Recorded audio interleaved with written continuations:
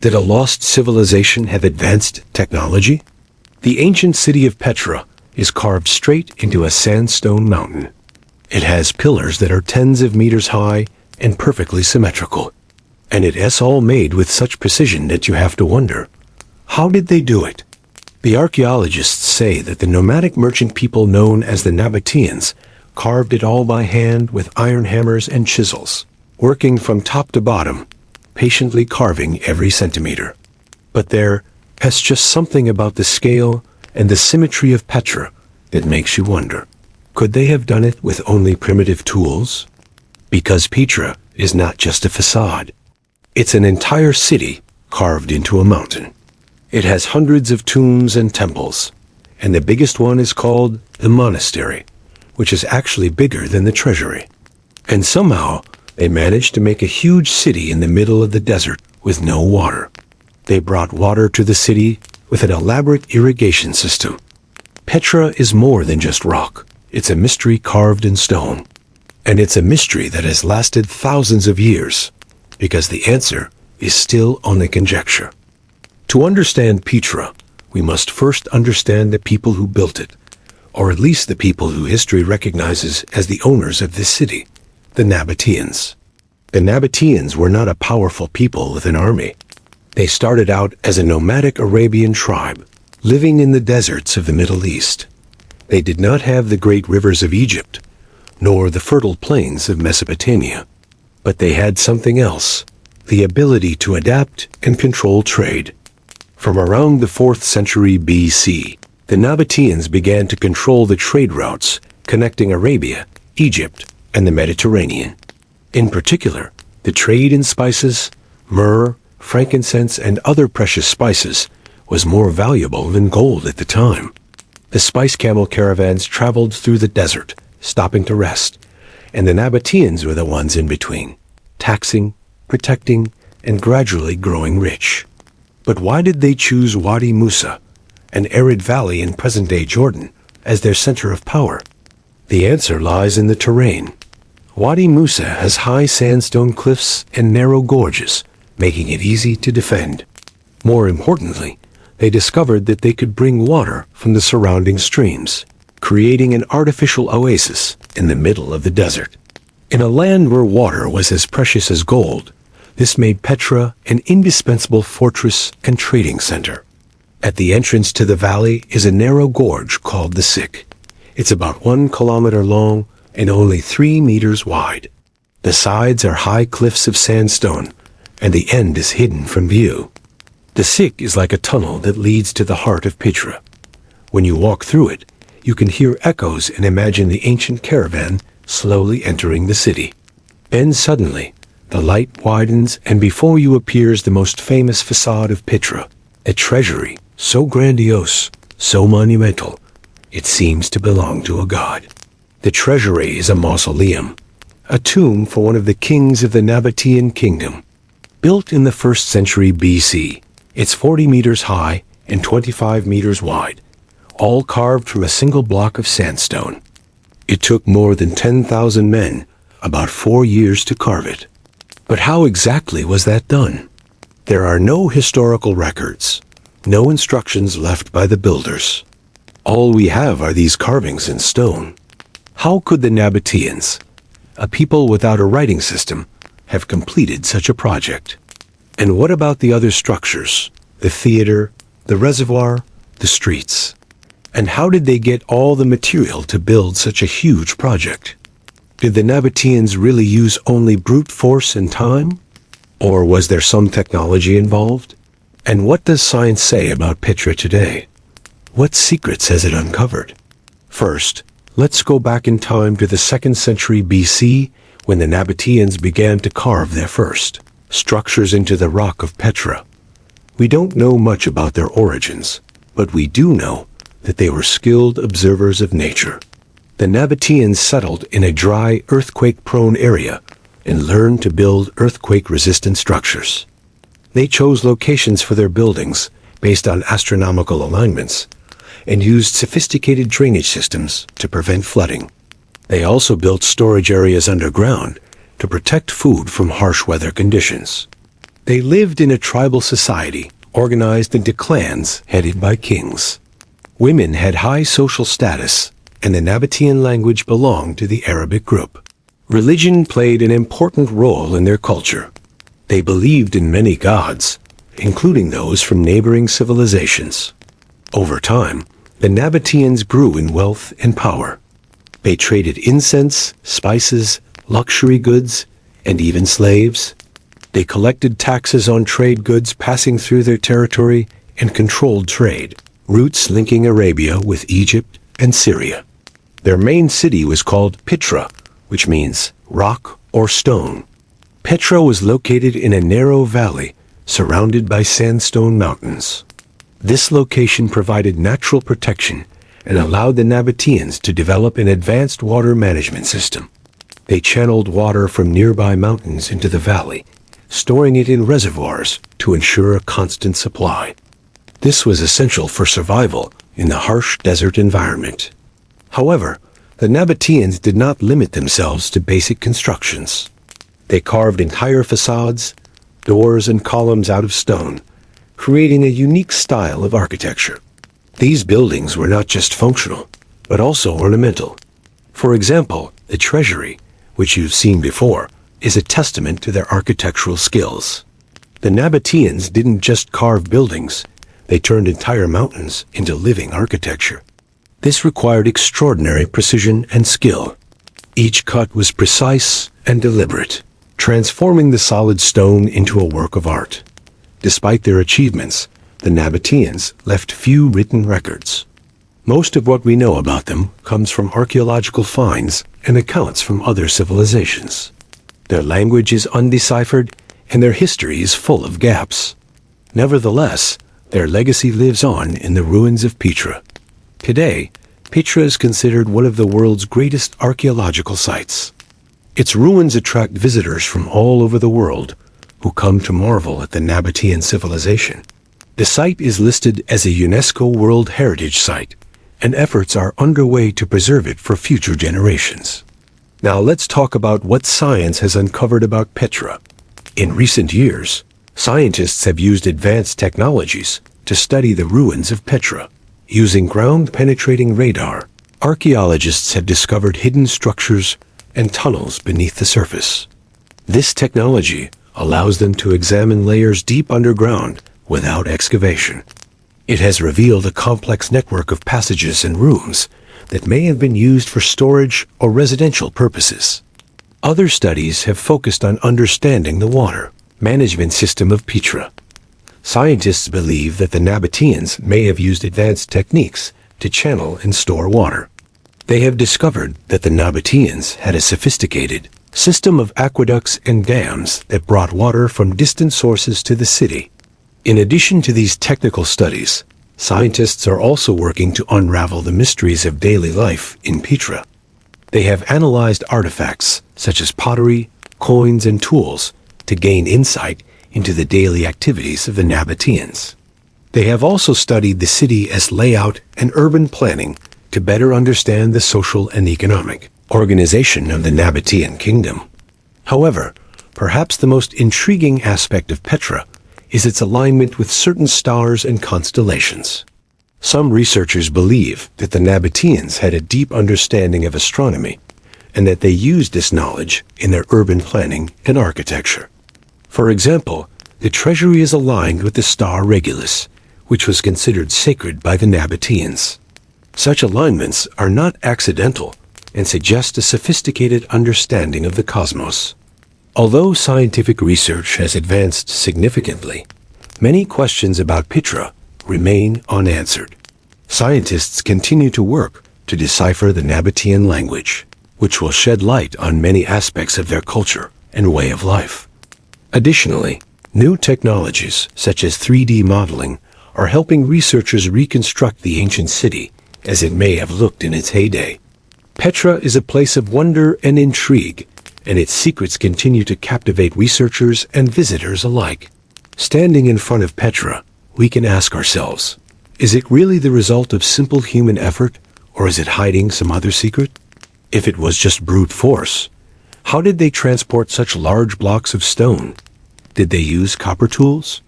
How did they level the surfaces? How did they make such perfect cuts? And how did they build such large structures without blueprints? And if it wasn't just brute force, what other forces were involved? Were the Nabataeans alone in building Petra? Or did they inherit it from another culture?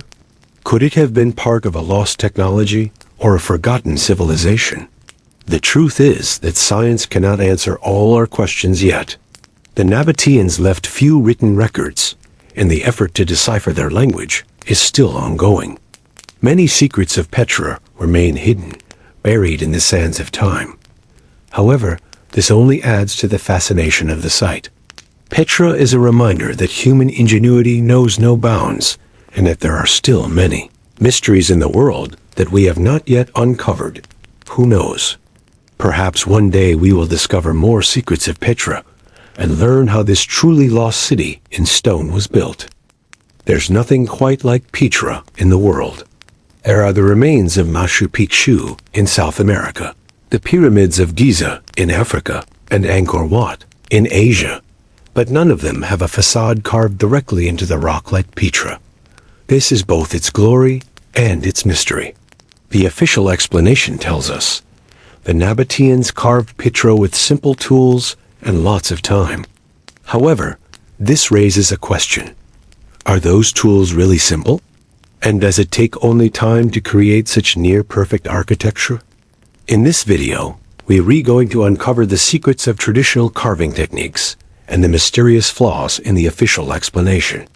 We will explore the missing piece that turns Petra from a beautiful legend into a true miracle. 2. Traditional carving techniques. The official explanation. When standing in front of Petra, the first thing that comes to mind is, how did the Nabataeans do it? Archaeologists, after decades of research, have come up with a pretty clear explanation, though it is still hard for many to believe. According to the official view, Petra was built with very simple tools: iron hammers, bronze or steel chisels, wooden ladders, and rope scaffolding. There were no cutting machines, no mechanization, just human power, time, and patience. Carving from top to bottom. One of the core techniques is, they started carving from top to bottom. This has two reasons. If they started from the bottom, the stone dust and debris would cover up the finished part. If they carved from top to bottom, they could use gravity to remove the excess stone. In this way, façades like the Treasury were created gradually, layer by layer. Workers would stand on wooden scaffolding or cut small holes in the wall to hold ropes, from which they would gradually lower each layer of stone into an architectural shape. The remaining traces, if you look closely, you will see that some unfinished structures in Petra still have horizontal and vertical chisel marks. This is the important evidence that archaeologists rely on to conclude that the Nabataeans used manual chiseling methods. The chisel marks are usually about 5 to 10 centimeters long. The depth of each chisel is 2 to 3 centimeters. When thousands of chisel marks are put together, we can visualize the progress of gradual grinding of the stone surface. Some unfinished works also show how they draw the rough shape first, then carve out the details. Construction time scholars estimate that a facade like the Treasury could have taken 20 to 30 years to complete. That means several generations of craftsmen were involved, passing the work down from hand to hand. The Nabataeans were in no hurry. They were wealthy merchants who controlled the spice trade and had the finances to support hundreds of craftsmen for decades. Scaffolding and measuring tools. To achieve symmetry, craftsmen may have used simple measuring tools, plumb lines, wooden rulers, and squares. Wooden scaffolding was built along the cliff face, allowing them to access the higher sections. Once the top was carved, the scaffolding was lowered. This approach, in theory, could explain why Petra has such symmetrical facades, despite its crude tools. The patience of a civilization. Imagine a group of Nabataeans standing in the desert sun, day after day, chiseling small holes into the rock. Layers of pink dust fly up, pieces of rock fall down. There is no sound of machinery, only the steady beat of hammers and chisels. Many believe that it was this extraordinary patience that created Petra. No need for high technology, just time, labor, and the belief that stone can become a temple. Weaknesses in the explanation. However, when hearing this, many people still find it hard to believe. How could crude tools create the near-perfect sophistication of Greek-Roman architectural details? How did they calculate the symmetry on a façade tens of meters high? And if it took decades for a project, how could they build an entire city with hundreds of monumental structures? It is these weaknesses that have led many outside scholars to question, were the Nabataeans the first to build Petra? Or did they just inherit and modify an existing structure? 3. The problem with the official explanation. Archaeologists can paint a very logical picture. Hammers, chisels, scaffolding, and years of hard work. But when you look closely at Petra, there are things that make this theory not convincing enough. The enormous scale stand in front of the Treasury, Petra's most famous facade. It's over 40 meters high and 25 meters wide. Corinthian columns nearly 12 meters high rise up. All of them were carved directly from a single block of stone. With hammers and chisels alone, the Nabataeans had to be absolutely precise from the start to create a column this massive. There were no replacement blocks to replace if they made a mistake. So how did they maintain near-perfect balance and symmetry on such a massive scale? The exquisite detail. When you get closer, you'll see that each pattern, each molding is extremely delicately carved. The curves, reliefs, and Corinthian motifs are so sharp that even modern researchers have to admit it looks like the hand of a machine. These details, with primitive tools, require an almost superhuman skill. Not just one worker, but a large team must maintain absolute precision. Unreasonable construction time. Suppose a facade like the Treasury takes 20 to 30 years to complete. That means a human life is almost enough for one project. But Petra is not just the Treasury. The city has hundreds of tombs, temples, theaters, and stone carvings. If you calculate roughly, the entire Petra could have taken thousands of years of continuous labor. But according to archaeology, Petra only thrived for a few hundred years. Is that enough time to create an entire city by hand carving? Lack of direct evidence. A great civilization usually leaves behind a lot of evidence of its technology. Drawings, writings, tools, or at least descriptions in ancient documents. The Egyptians left behind detailed drawings of pyramid construction. The Romans left behind books on bridge, road, and irrigation engineering. The Nabataeans did not. There are almost no drawings, no descriptions, and even very few excavated tools. For a project as grand as Petra, this silence is puzzling. Geography and harsh conditions. Petra is located in the middle of a dry desert. Craftsmen had to work under the harsh sun, with limited water and food. In such conditions, to sustain decades of hard work, creating the most sophisticated technology seems beyond practical ability. The big question: so what is missing from the official explanation? The Nabataeans may have carved Petra with hammer and chisel, but there are still some strange traces. The perfect symmetry. The scale beyond the capabilities of a generation. The incredible detail. The silence of history about the technique. All of which suggests that something beyond understanding lies behind Petra. A lost technology, or perhaps another civilization that started the work before the Nabataeans took over? 4. The common language of stone Petra, with all its beauty and mystery, is not the only wonder carved directly into the rock. There are others around the world that bear an uncanny resemblance.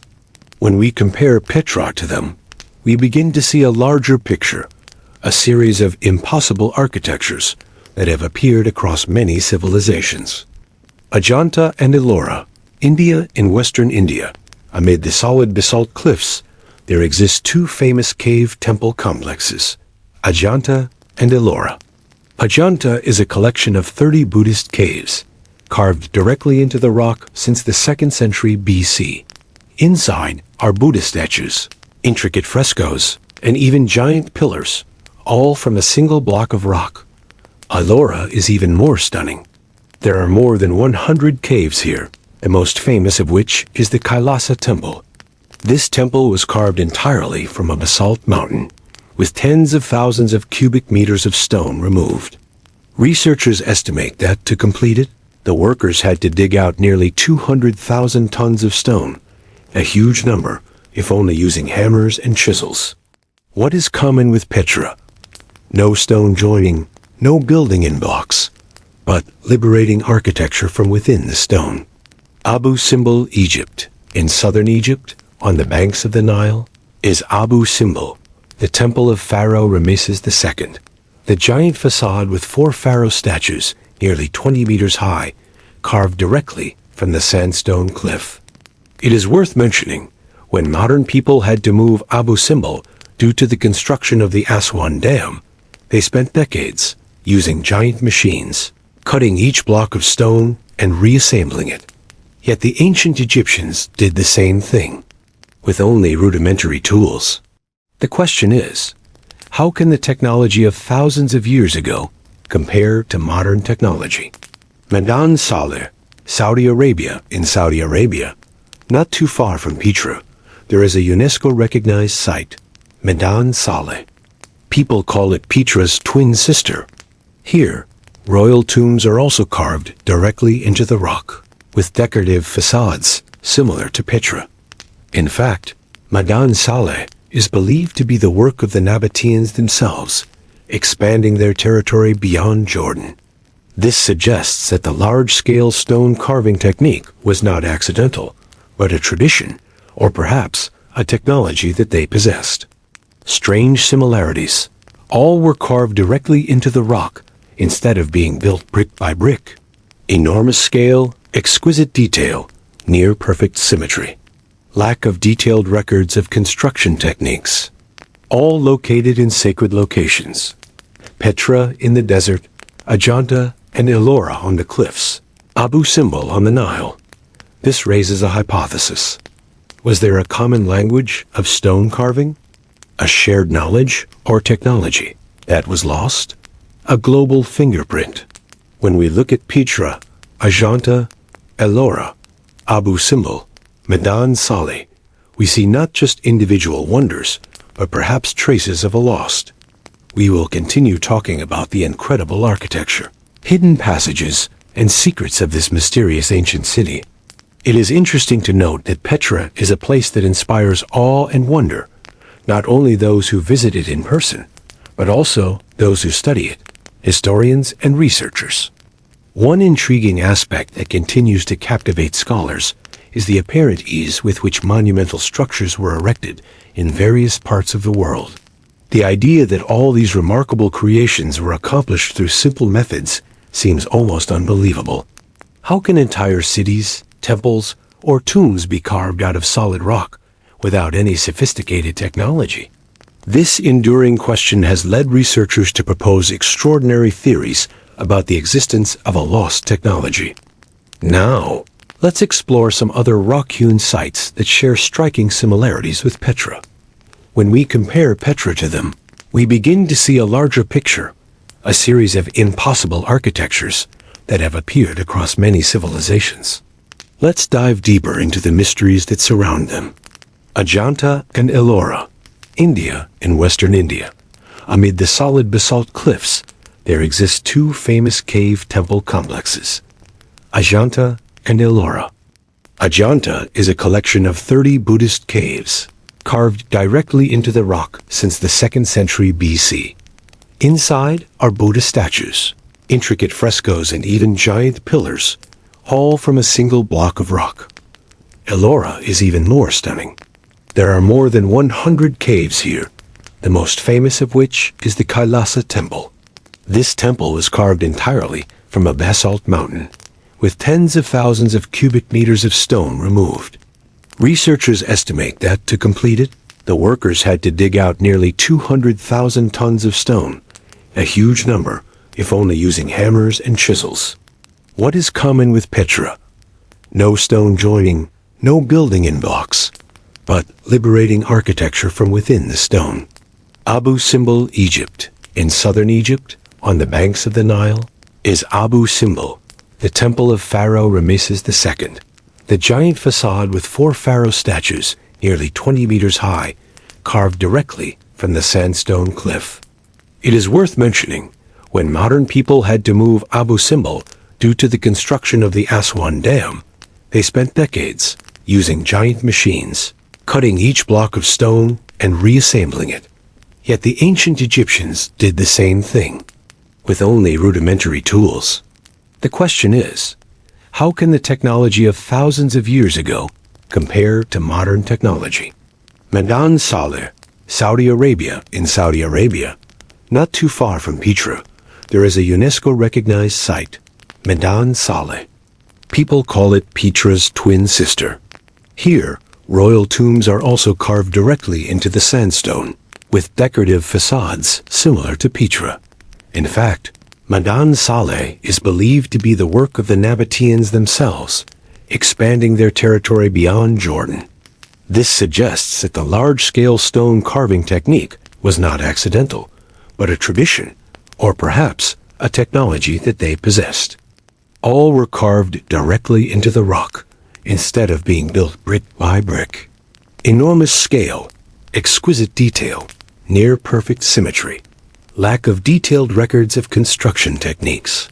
All located in sacred locations, Petra in the desert, Ajanta and Ellora on the cliffs, Abu Simbel on the Nile. This raises a hypothesis. Was there a common language of stone carving? A shared knowledge or technology that was lost? A global fingerprint? When we look at Petra, Ajanta, Ellora, Abu Simbel, Medan Saleh, we see not just individual wonders, but perhaps traces of a lost knowledge. It is as if an invisible hand has inspired our technology, many civilizations in distant places. The question becomes clearer than ever. Is Petra truly the sole product of the Nabataeans, or just part of an architectural tradition beyond our understanding? 6. The beyond technology hypothesis.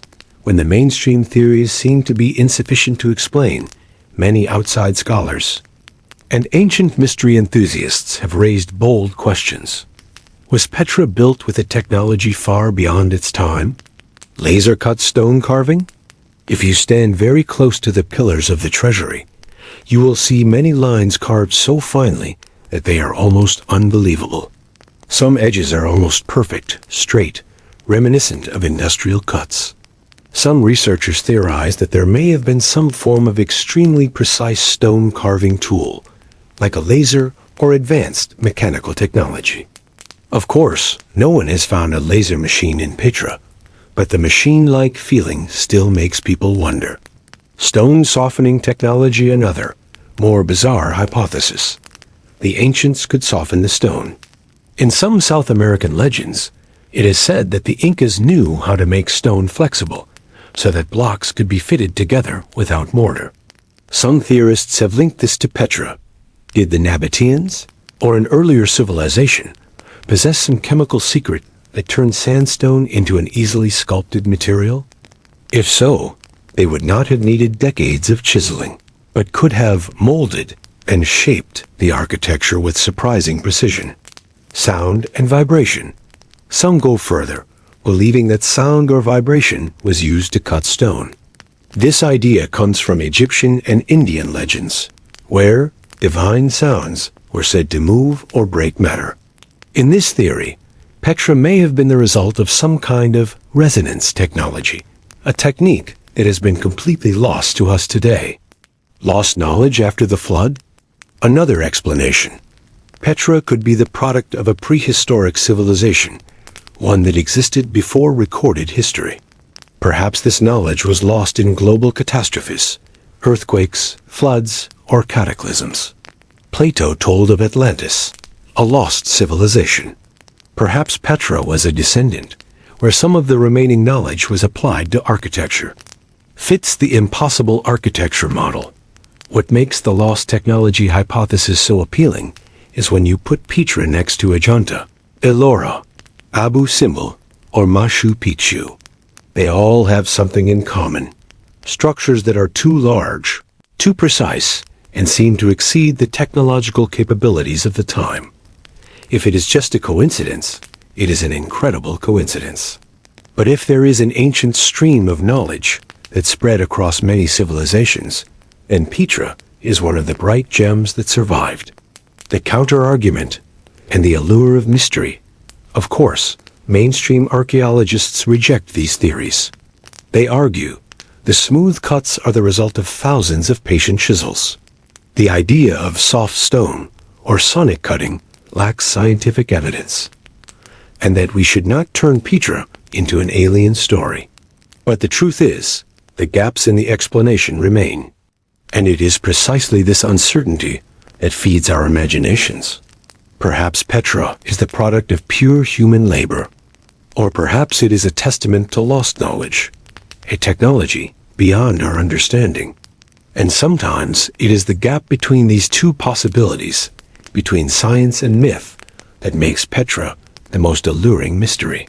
Thank you for watching this episode. Please let me know your thoughts in the comments below. Do you think that Petra is just a product of human labor? Or do you believe there might be something more to its creation? Perhaps a lost technology or ancient knowledge? Feel free to share your opinions and join the discussion. If you enjoyed this video, please consider liking it and subscribing for more fascinating historical journeys. When we think about lost ancient cultures, images come to mind. Pyramids, statues, maybe strange rituals. What we don't always think about is how these societies organized themselves, how they kept records, and how they managed their daily lives. The answer might surprise us. In this episode, we'll unveil how ancient people tracked time, kept track of numbers, and ran cities. Let's start our journey. Numbers game. How do you keep track of time without a watch? How do you calculate taxes without a calculator? The answer lies in simple objects, tokens made of clay or stone, each with its own symbol. These are not random designs, but ancient counting rods. Each sign represented a certain amount, kind of like our number system. By arranging these tokens, people could perform calculations. Simple, right? But what's amazing is that this system was used across the world, independently, by various ancient civilizations. No written numbers, no watches, but they still calculated. How does this work? Clay tablets found in Mesopotamia have tokens that look similar to those found in China. This suggests that humans all over the world came up with the same idea. So imagine sitting in a market, handing over your token set to buy goods. As trade grew, so did the need for more complex record keeping. And that's where accounting came in. In Mesopotamia, scribes meticulously recorded transactions on clay tablets using a wedge-shaped writing system called cuneiform. These tablets served as receipts, contracts, and financial records. In Egypt, papyrus sheets kept track of grain rations for the workers building the pyramids. In India, the Shurupak people used a decimal system with 9 symbols, each representing a power of 10. Even in the Americas, the Mayas used a shell-based counting system and developed the concept of zero before many modern societies. All these systems helped keep track of not just numbers, but also time, seasons, and celestial movements.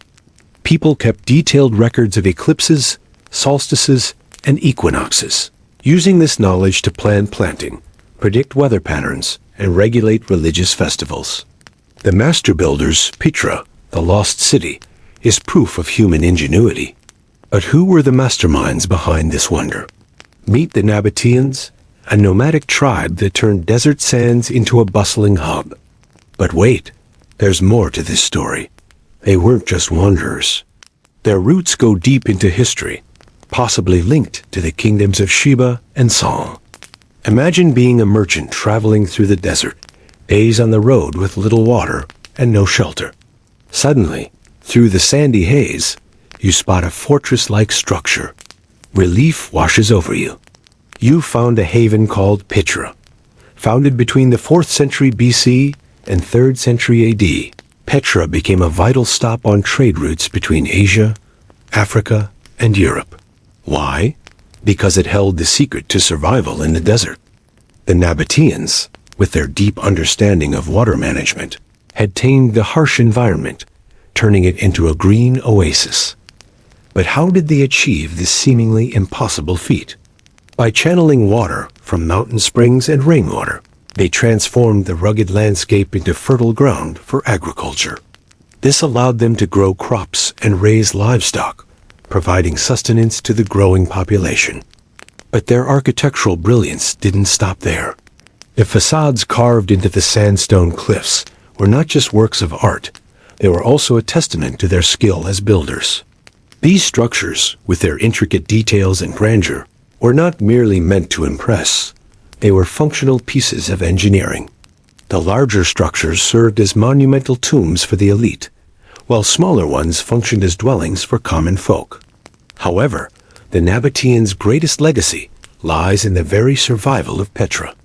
They managed to keep this remarkable city hidden from invaders for centuries. Only when the Romans conquered the region in the 1st century AD did Petra come into the limelight. Even then, it remained a secret until its accidental discovery in the 19th century.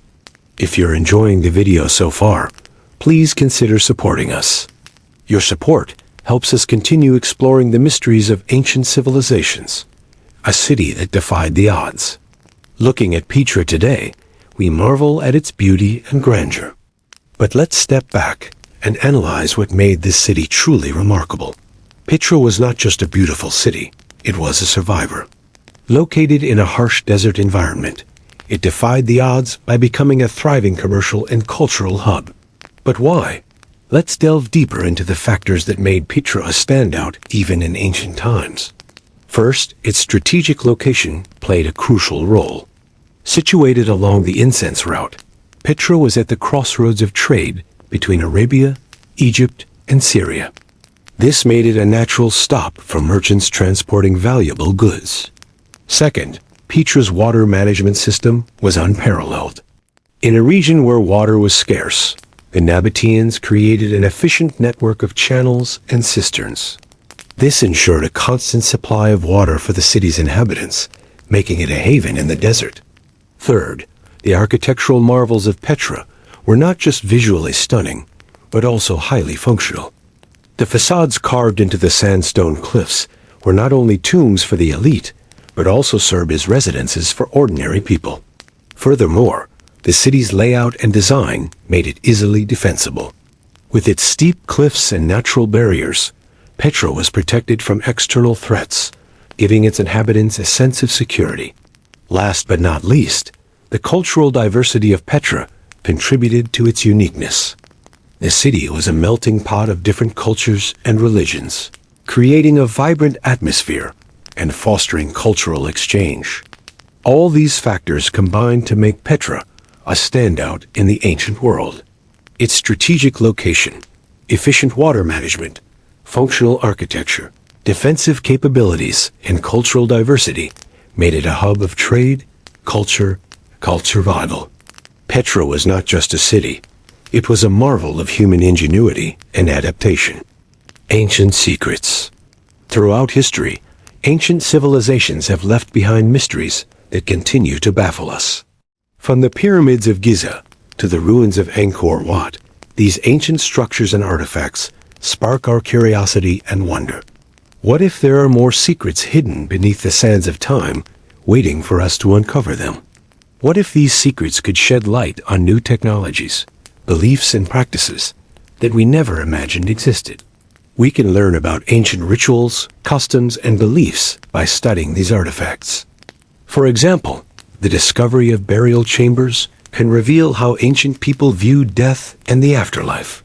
Similarly, the study of religious symbols and iconography can provide insights into their spiritual beliefs and practices. Furthermore, examining ancient tools and weapons can teach us about their technological advancements and hunting practices. By analyzing agricultural remains, we can gain an understanding of their dietary habits and farming techniques. Overall, studying ancient artifacts allows us to piece together the puzzle of human history and appreciate the rich tapestry of cultures that have shaped our world. The story of Petra is one of resilience, ingenuity, and adaptation. This ancient city not only thrived in a harsh environment, it flourished. The Nabataeans, with their innovative water management system, transformed the desert into an oasis. Their architectural skills and understanding of trade made Petra a bustling hub. It's a story that reminds us that against all odds, life and civilization can not only survive, but thrive in the most challenging environments. Petra, a lost city found in the heart of the Arabian desert. This is a treasure trove of secrets. Join us today as we embark on a journey back in time to uncover the mysteries of this ancient metropolis. From its stunning architecture to the enigma surrounding its disappearance, Petra promises to take us on an unforgettable ride through history. An unexpected discovery. Imagine yourself walking through the narrow Siq Gorge in Jordan. The walls close in around you, the air is heavy with anticipation, and then suddenly, just as the path seems to lead to a dead end, you turn the corner, and there it is before your eyes, the breathtaking Treasury of Petra. Sunlight glistens on a magnificent structure carved directly into the rose-colored cliff face. This moment of discovery was shared by Swiss explorer Burckhardt in 1812 when he rediscovered this magnificent site. But here's the twist. Despite its grandeur, the locals saw no significance in this place. It was just a ruin, nothing more. How did such an iconic city fade into obscurity? The shadow of the Romans. Petra's story began to unravel. Under the reign of the Roman Empire, Petra thrived. Its influence spread, its trade flourished. But in 106 AD, everything changed.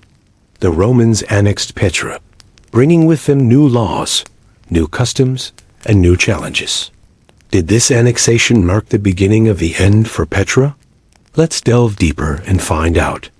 Was Petra able to hold its ground against the Roman tide, or did it succumb to the shifting sands of time? Number 6. Trade routes. As the Roman Empire grew, it reshaped trade routes across its vast domains. Land routes like the one traversing Petra became less essential, as sea travel offered faster and more efficient trade possibilities. This decline in trade dealt a significant blow to Petra's economy. Natural disasters. In the 4th and 6th centuries earthquakes shook the region. These tremors caused irreparable damage to Petra's infrastructure, particularly its water system. Without a reliable water supply, the city's resilience waned, leading to its gradual abandonment. Number 4. Changing metropolis. Gradually, Petra transformed into a shadow of its former self. Key structures like the royal palace and the great temple fell into disrepair. Once bustling markets emptied and the streets echoed with the whispers of the wind. Petra's glory was fading fast.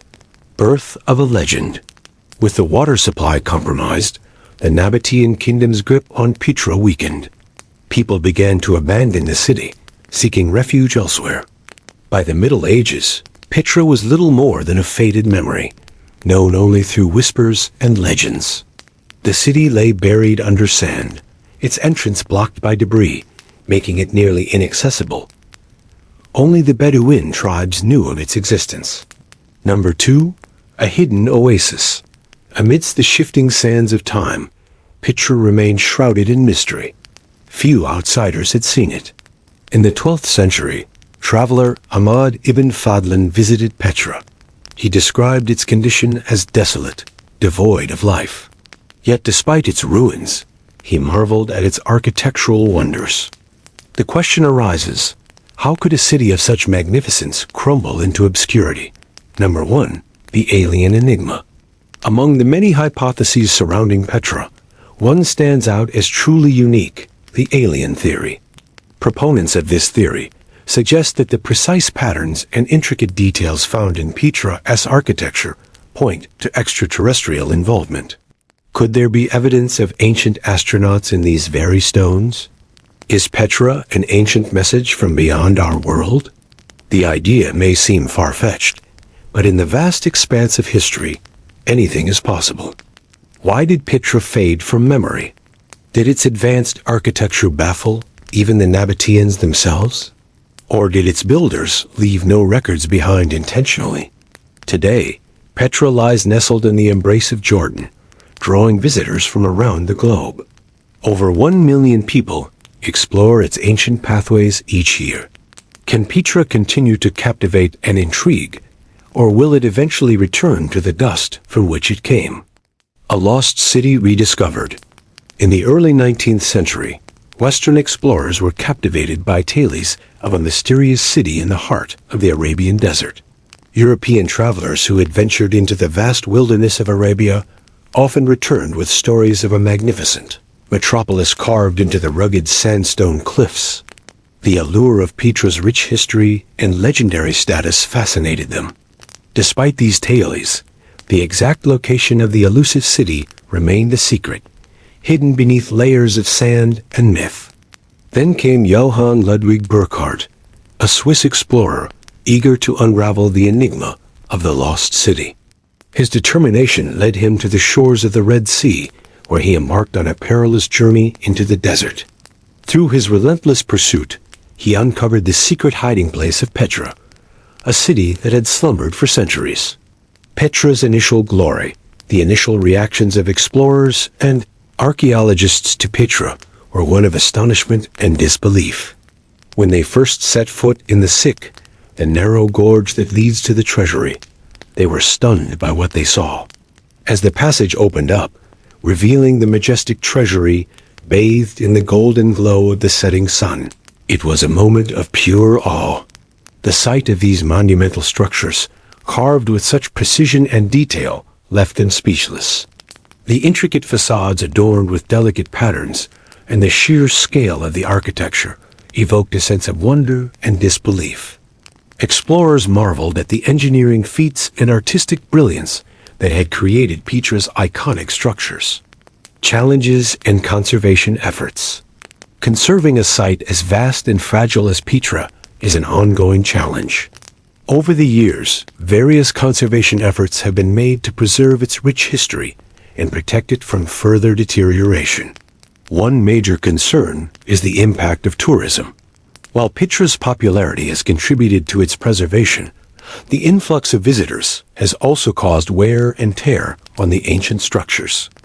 To mitigate this, authorities have implemented measures to regulate visitor numbers and control traffic within the site. Furthermore, the harsh desert climate poses a constant threat to Petra's structures. Extreme temperatures and occasional flash floods can cause significant damage to the delicate carvings and foundations. To combat this, conservationists work tirelessly to stabilize the structures and implement protective measures. The future of Petra. Looking ahead, the future of Petra's preservation remains uncertain. It requires a collective effort from local authorities, international organizations, and individuals worldwide to safeguard this invaluable heritage. Continued research and archaeological excavations are crucial to further our understanding of Petra's history and its cultural significance. Additionally, promoting sustainable tourism practices is essential to ensure that visitors can continue to marvel at Petra as wonders without causing harm to its delicate ecosystem. By working together, we can ensure that the lost city of Petra continues to stand as a testament to the ingenuity and creativity of its builders for generations to come. Did you know that during the initial exploration of Petra, many archaeologists and explorers believed that the Treasury, one of Petra's most iconic structures, was actually a temple dedicated to a Roman emperor? This misconception arose due to the elaborate facade and the belief that the Nabataeans, Petra's builders, were heavily influenced by Roman architecture and culture. However, as excavations and research progressed, it became evident that the structure was not a temple, but rather a monumental tomb. This discovery shed light on the unique blend of cultural influences present at Petra, and provided insights into the burial practices of the Nabataean elite. The revelation about the treasury as true purpose added another layer of intrigue and mystery to Petra's already captivating history. Over the centuries, Petra's identity shifted from a thriving metropolis to a whisper in the desert winds. But its spirit lives on, echoing in the hearts of those who visit. Will you follow in the footsteps of explorers and unravel the final secrets of this ancient wonder? Share your thoughts below, and don't forget to subscribe for more journeys through history. Did the ancient Nabataeans carve the lost city of Petra by hammering iron tools against sandstone cliffs? Or did they possess advanced laser technology that could cut through solid rock? You might find it hard to believe, but even in 2023, this question is still debated by experts. In the vast majority, archaeologists are convinced that Petra is a human work, but the naysayers are having none of it. They claim that the accuracy of the facade is impossible for the primitive tools of the time, and they demand proof that the Nabataeans really built the city themselves. In this video, let's see what the evidence says and how modern science explains this mystery. When it comes to explaining historical mysteries, there is always a simple explanation and a crazy explanation. The crazy explanations are usually far more interesting and garner more attention, even though common sense tells us that they are wrong. But when it comes to Petra, the simple explanation is actually true, at least according to the majority of experts. The evidence shows that the construction process was entirely consistent with the available technology. Traces found at Petra show that they used simple iron and steel tools. The Nabataean kingdom flourished between the 4th century BC and the 1st century AD, which is long before the Middle Ages. During this time, humans had not yet invented gunpowder or the printing press, but they already had iron tools and basic engineering techniques. The horizontal and vertical chisels on the cliffs, especially on the unfinished structures, clearly show that the Nabataeans carved their city using simple tools. In addition, the blocks of stone discovered show that the work was done piece by piece, slowly and patiently. It would be ridiculous to think that the builders would cut down the entire mountainside at once. No, they worked methodically, moving from top to bottom. In addition to these physical traces, archaeologists have also found a number of hand tools, such as chisels and hammers, along with evidence of Nabataean metallurgy. Although the number is not large, it is enough to confirm that they had the ability to create tools to do the stone carving work. Of course, this doesn't explain the details and precision of the architecture, but it is sufficient to conclude that it was a human work. Modern engineers have conducted computer simulations of the construction process, assuming that the workers carved from top to bottom, used wooden scaffolding and ropes, and they managed to create facades like the Treasury. With a little imagination, you can easily picture the scene. Dozens of workers climbing up and down the cliff, tying ropes to the top to stabilize the scaffolding and slowly chipping away at the stone. This may seem very difficult, but according to the tests, it is quite feasible. Most importantly, time. If each structure took 20 to 30 years, and the entire city took several centuries, this fits perfectly with Petra's long period of prosperity. From the 4th century BC to the 1st century AD, experts emphasize that Petra is not a unique case. As we have seen in Ellora, India, or Abu Simbel, Egypt, monolithic stone carving was a real, albeit extremely arduous tradition. What is different about Petra is the scale and focus. Instead of a few structures, an entire city was carved into stone. This is a point that surprises many people, but does not mean it is beyond human capabilities. Currently, experts are pursuing two main lines of research. On the one hand, there is a desire to prove without a shadow of a doubt that Petra was built with hammer and chisel. On the other hand, there is an attempt to understand the gaps.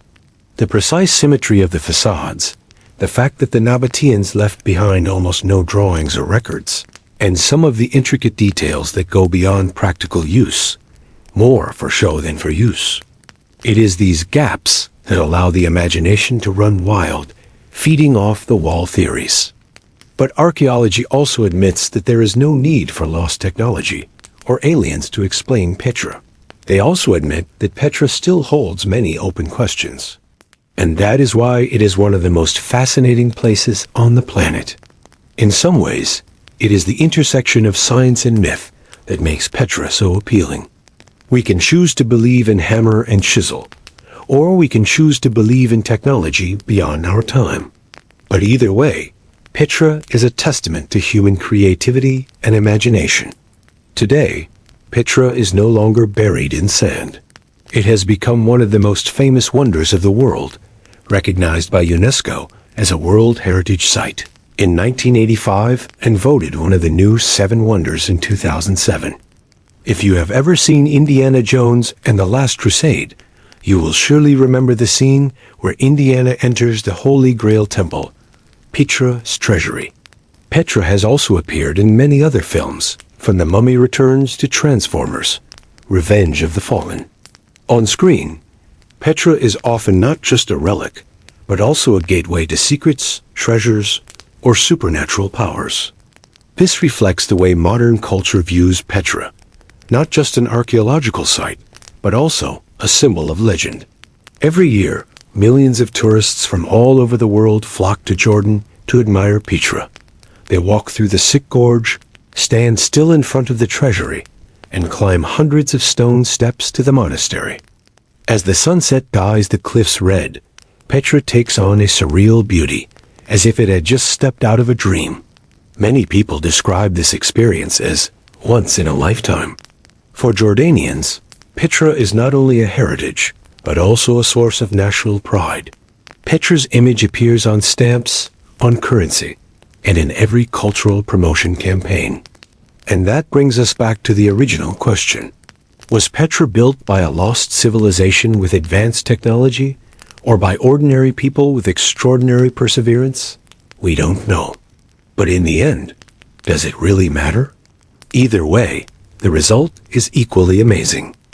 And as night falls over the Jordanian desert, Petra is silent again. Its colossal columns, its grand facades, its rock-cut tombs, all are silent as if the city is asleep. But before the sun sets and the bats begin their nightly dance, Petra is a sea of colors.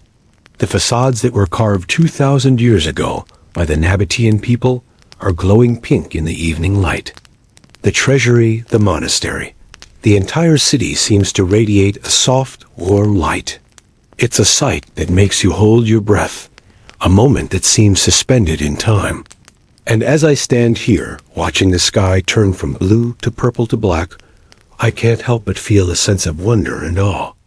How did they do it? How did the Nabataeans create this lost city of stone? Where did the water come from that fed the gardens and pools? How did they build these massive structures without modern tools or technology? These questions have echoed through the ages, capturing the imagination of travelers, archaeologists, and dreamers alike.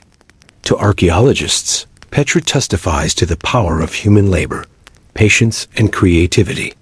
They see evidence of a thriving civilization, a sophisticated society that developed unique architectural and engineering techniques to harness the natural resources of the desert.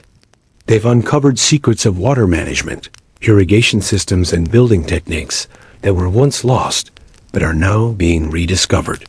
They've pieced together the history of the Nabataean people, their rise to power, their trade routes, and their cultural achievements. But to dreamers, Petra is something more. It's evidence of lost knowledge, of technology beyond our comprehension, even of civilizations that have never been recorded. Some believe that Petra was once a much larger and grander city, and it was home to advanced technologies that we can only imagine. Others believe that the Nabataeans were not the only civilization that lived here, that there were other cultures, perhaps from ancient Egypt or Mesopotamia, whose influence can still be seen in the architecture and layout of the city. In the end, Petra remains an open mystery. There are some who dismiss it as nothing more than a cleverly carved facade or a natural rock formation. But for those who truly appreciate its beauty and grandeur, Petra is a testament to the limitless potential of the human mind.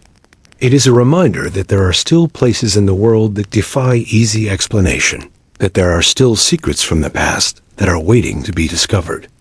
So whether you believe in science or myth, whether you prefer the rational or the magical, Petra has something for everyone. It is a place where science and myth coexist, where reason and imagination go hand in hand. And perhaps what is important is not to find definitive answers, but to appreciate the mystery, to marvel at the unknown. For in the end, it is the questions that make Petra so fascinating, the questions that have echoed through the ages, the questions that have inspired so many to dream of a lost world.